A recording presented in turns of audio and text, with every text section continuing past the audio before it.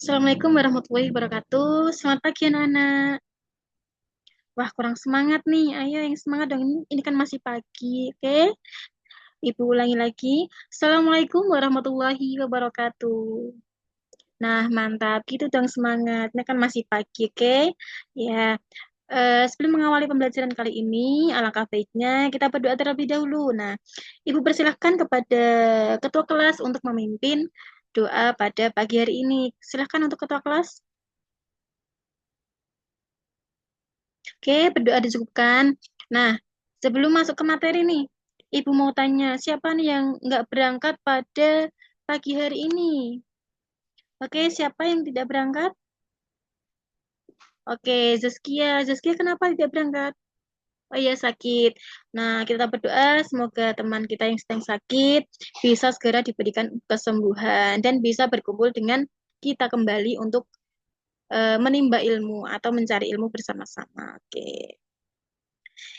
Nah, jadi sejatinya ketika kita mencari ilmu itu kita harus niatkan untuk beribadah kepada Allah. Semoga ilmu yang kita dapat itu bermanfaat. Bermanfaat untuk siapa?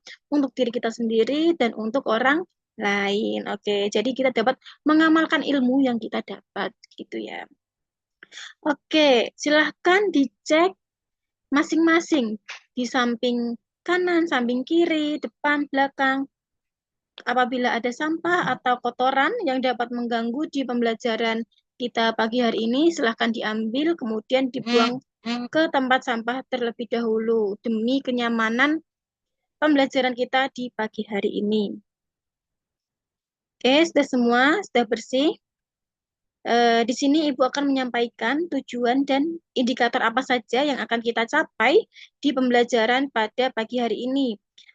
Ibu akan tayangkan di PowerPoint, silahkan dicermati, dibaca, dan dipahami dengan baik-baik. Nah, oke.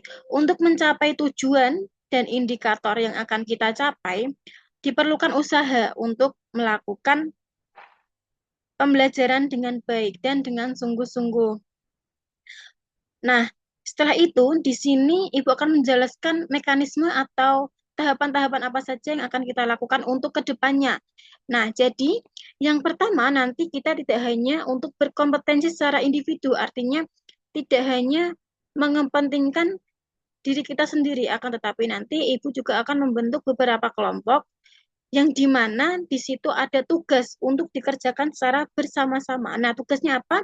Nah, di situ nanti akan ada praktikum mengenai hukum Newton. Nah, materi pada pagi hari ini kita nanti akan hukum Newton setelah besaran dan pengukuran. Eh, di praktikum kali ini nanti akan dibentuk berapa kelompok. Nah, di sini jumlahnya ada berapa? Ada 30 anak ya.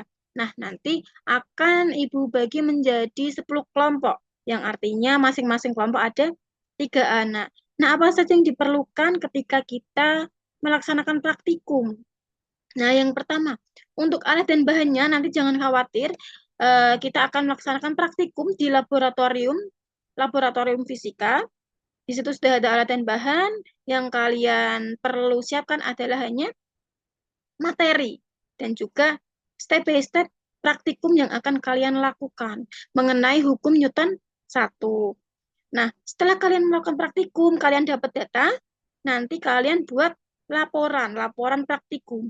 Nah, setelah mendapatkan laporan praktikum, nanti kalian akan ada yang namanya post test, di mana di situ akan mengecek seberapa jauh kalian memahami tentang materi yang telah kalian praktikumkan. Jadi, tidak ada pretest karena kita belajar bersama-sama. Sebelum itu, setelah belajar bersama-sama, praktikum, kemudian ada post test yang di situ untuk menguji eh, ilmu yang kalian dapat melalui praktikum yang kalian lakukan. Kemudian setelah pretest, setelah post test maksudnya, Ibu akan menyampaikan poin-poin apa saja yang dapat menunjang nilai kalian.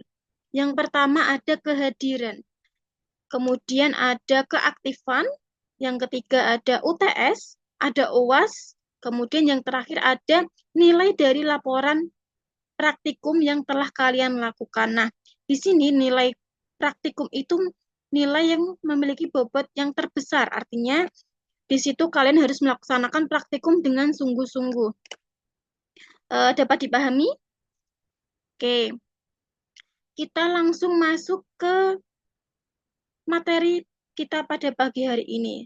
Akan tetapi, sebelum Ibu menjelaskan lebih jauh mengenai materi yang akan kita lakukan, coba dari teman-teman bayangkan ketika kalian sedang naik bus atau naik mobil pribadi, ketika Pak sopir atau orang yang mengendarai mobil atau bus tersebut ngerem secara mendadak. Coba dibayangkan. Oke, Dina, gimana? Terjungkal ke depan. Oke, dari Dina terjungkal ke depan. Nah, ketika Dina terjungkal ke depan itu, apakah posisi duduk Dina itu berpindah posisi sampai ke depan misalkan? Atau hanya diam? Oke, diam. Nah, ketika Dina mempertahankan posisi atau mempertahankan kedudukan Dina itu, itulah materi yang akan kita bahas pada pagi hari ini, yaitu mengenai hukum Newton 1. Nah, di mana hukum Newton 1? Yaitu mengenai kelembaman, kita itu mempertahankan kedudukan. Artinya sigma F sama dengan 0. Oke, jadi materi yang akan kita bahas adalah hukum Newton 1, yaitu mengenai kelembaman atau mempertahankan dari suatu kedudukan. Oke, baik. Kita langsung saja menuju ke materinya.